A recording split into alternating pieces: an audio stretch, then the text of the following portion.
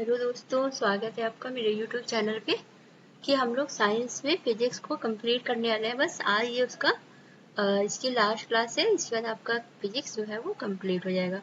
तो चलिए आज हम देखिए, उस दिन हमने यहाँ तक कंप्लीट कर लिया था। इसके आगे आज हम देख लेते हैं।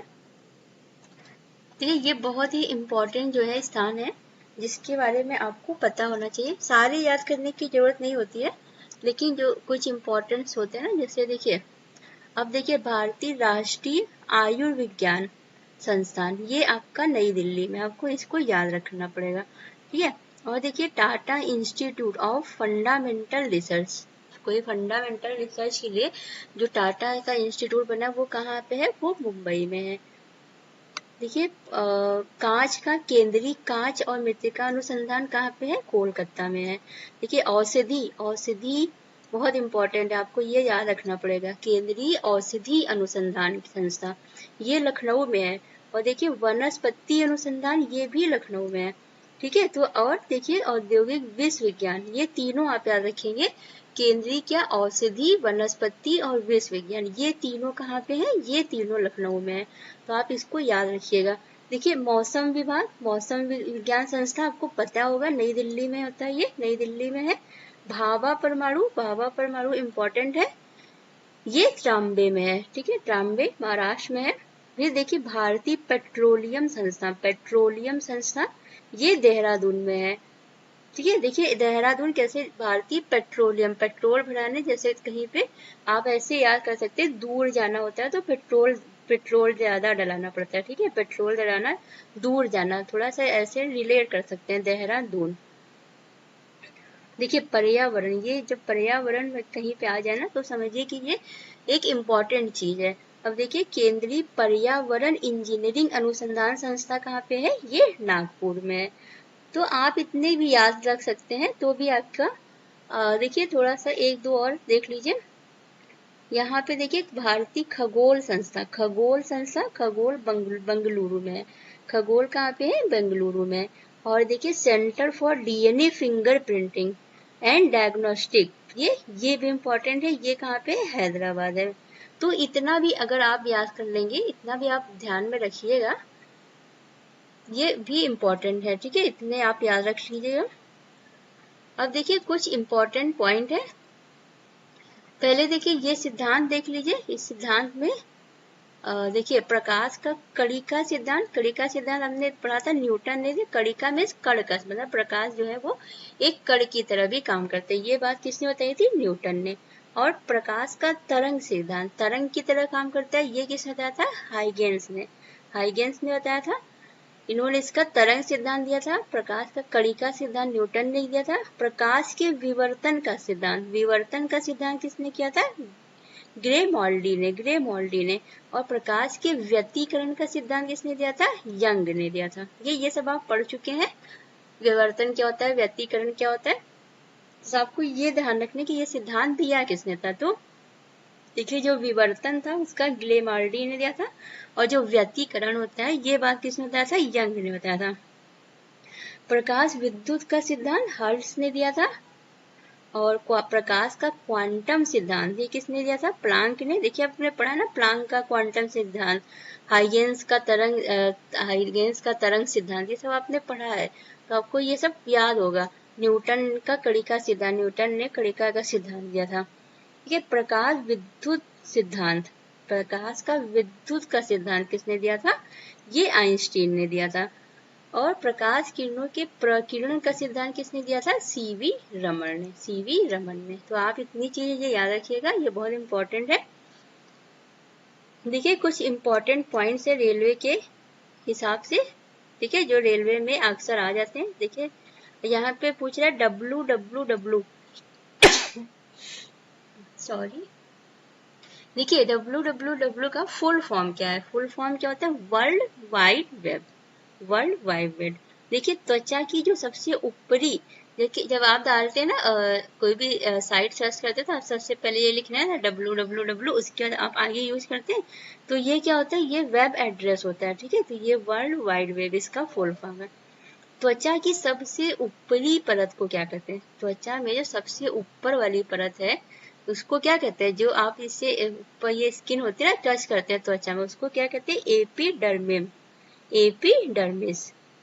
नेबुलाइजर क्या होता है, नेबुलाइजर आपने यूज किया होगा कभी, सर्दी जुकाम हो जाता है तो वो क्या होता है, एक फेस मास्क के द्वारा दवा को धुंध के रूप में प्रस्तुत करता है, ठीक है। पौधे नाइट्रोजन में किस रूप, पौधे नाइट्रोजन को किस रूप में ग्रहण करते हैं, पौधे नाइट्रोजन को डायरेक्ट नाइट्रोजन के फॉर्म में नहीं ग्रहण कर सकते, वो इसे नाइट्रेट के फॉर्म में ग्रहण करते हैं, ठीक है, नाइट्रेट्स के। क्लोरीन के संयोजी इलेक्ट्रॉनों की संख्या क्या है, क्लोरीन के संयोजी इलेक्ट्रॉन की संख्या क्या है, 7 है। पेयजल में रोगाणुनाशी के रूप में किस गैस का प्रयोग किया जाता है, जैसे पानी पीने जल है उसमें जो रोगाणु होता है, जो कीट उसको मारने के लिए किस गैस का प्रयोग करते हैं, तो क्लोरीन का करते हैं। क्लोरीन के संयोजी इलेक्ट्रॉन की संयोजी इलेक्ट्रॉन में जैसे वो साझा करता है ना, संयोजी इलेक्ट्रॉन है जो एक दूसरे से संयोग करके पास में रखते हैं, त्याग नहीं करते, संयोग करते हैं, संयोजी इलेक्ट्रॉन का क्या है, 7 है। और अगर देखिए जल में कोई भी रोगाणु, कोई भी कीट होता है तो उसको खत्म करने के लिए किस गैस का उपयोग करते हैं, तो क्लोरीन का ही करते हैं। लूनर कास्टिक का रासायनिक नाम क्या है, रासायनिक सूत्र क्या है, तो AgNOS, AgNOS, लूनर कास्टिक। ध्वनि की तीव्रता का मापना, ध्वनि की तीव्रता को मापना तो किसका उपयोग करते हैं, ऑडियो मीटर का, ठीक है। ऑडियो आपने ना, ऑडियो क्या होता है, ऑडियो वीडियो आप देख रहे हैं ना, ऑडियो मतलब सुनना, वीडियो मतलब जो वीडियो चलती है, तो ऑडियो मीटर, ऑडियो मतलब सुनने का ध्वनि की तीव्रता को नापने का यंत्र हो जाता है, ठीक है, ऑडियो को मीटर, ऑडियो मीटर। उच्च ताप का मापन यंत्र, उच्च ताप और वो तो अधिक ताप को नापना है तो पायरोमीटर का यूज करते हैं, ठीक है, पायरोमीटर का। वर्षा को मापना है, वर्षा मापक यंत्र तो रेन गेज, रेन से वर्षा, गेज में नापना, उसको नाप रहा है, ठीक है। भूकंप की तीव्रता का यंत्र कौन सा है, सिस्मोमीटर, ठीक है। भूकंप की तीव्रता को नापने के लिए कौन यूज करते हैं, सिस्मोमीटर। रिएक्टर स्केल पे तीव्रता, रिएक्टर स्केल आप जानते हैं, उस पे भी क्या करते हैं, रिएक्टर स्केल पे भूकंप की तीव्रता को देखते हैं, नापते हैं, और एक सिस्मोमीटर भी होता है, ठीक है। तो समुद्र के अंदर छिपे पदार्थ की जानकारी वाला यंत्र सोनार बताया था, सोनार एक ऐसा है, समुद्र के अंदर जितने पदार्थ को पता लगाने के लिए सोनार का यूज करते हैं। लैक्टोमीटर दूध की शुद्धता को नापता है। ट्रांसफार्मर क्या करता है, ट्रांसफार्मर जो है वो वोल्टेज को कम या अधिक किया जाता है, वोल्टेज कौन सा वोल्टेज करता है, मैंने आपको बताया था, ये सिर्फ AC टू AC, उच्च AC को निम्न AC में बदलता है और निम्न AC को उच्च AC में बदलता है। यहाँ पे ट्रांसफार्मर में कभी भी DC का यूज नहीं है, ठीक है, AC वोल्टेज को ही ये ट्रांसफार्मर क्या करता है, वोल्टेज को कम या अधिक करता है, AC करंट को उच्च AC को निम्न AC में निम्न AC में बदलता है और निम्न AC को उच्च AC में बदलता है, ठीक है। एक्स बायोलॉजी पृथ्वी के अतिरिक्त अन्य ग्रहों पर जीवन की संभावनाओं का अध्ययन करता है। एक्स बायोलॉजी क्या हो गया, मतलब बायोलॉजी पृथ्वी, जैसे एक्स बायोलॉजी में पृथ्वी के अलावा किसी और ग्रह पे देख रहे हैं कि कहीं जीवन की संभावना है तो जीवन की संभावना है कि इसका पता लगाने के लिए एक्स बायोलॉजी का यूज करते हैं। क्रायोजेनिक्स किस लिए होता है, निम्न ताप पर वस्तुओं के गुणों और परिघटनाओं का अध्ययन करता है, ठीक है, निम्न ताप पे। होरोलॉजी क्या होता है, समय मापन से संबंधित विज्ञान, समय का मापन करता है होरोलॉजी। हीलियोथेरेपी, हीलियो आ गया सूर्य चिकित्सा। न्यूमिस्मैटिक्स सिक्कों का अध्ययन करता है, कीमोथेरेपी जानते हैं आप लोग, कैंसर के रोगों के लिए होता है, उपचार के लिए कीमोथेरेपी आपने सुना होगा, ये कैंसर के उपचार के लिए होता है। फोनोटिक्स मतलब स्वर ध्वनि का अध्ययन करता है। होलोग्राफी लेजर पुंज से त्रिविमी चित्र, मतलब 3D चित्र बनाने वाली एक विधि है, किससे बनाते हैं, होलोग्राफी से। और एक क्या है आपका एक्सोटिक्स, ये क्या होता है, ध्वनि विज्ञान। एकोस्टिक, ठीक है, एकोस्टिक्स। ये किस लिए होता है? ध्वनि के लिए होता है, ध्वनि विज्ञान है ये। तो देखिए ये आज का बस इतना सा ही टॉपिक बचा हुआ था आपका फिजिक्स का, और ये आपका फिजिक्स अब कंप्लीट हो गया है। आप इसमें फिजिक्स को अच्छे से तैयार कर लीजिए।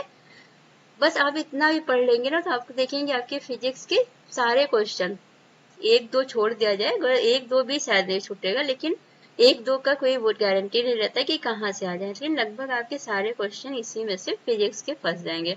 ठीक है, तो आप इसको सारी सारी वीडियोस अच्छे से देख लीजिएगा और इसको पढ़ लीजिएगा। देखिए पीडीएफ की जरूरत है नहीं, आप अगर इसको अच्छे से पढ़े हैं, नोट्स बनाए, समझे हैं, तो आपके लिए यही एनफ है। लेकिन अगर आपको पीडीएफ चाहिए तो अगर आप मुझसे बोलेंगे तो हम पीडीएफ अपलोड कर देंगे। ठीक है, तो अब हम लोग नेक्स्ट, देखिए अब हम लोग नेक्स्ट क्लास में मिलेंगे। अब हम केमिस्ट्री स्टार्ट करेंगे इसके बाद। Thank you.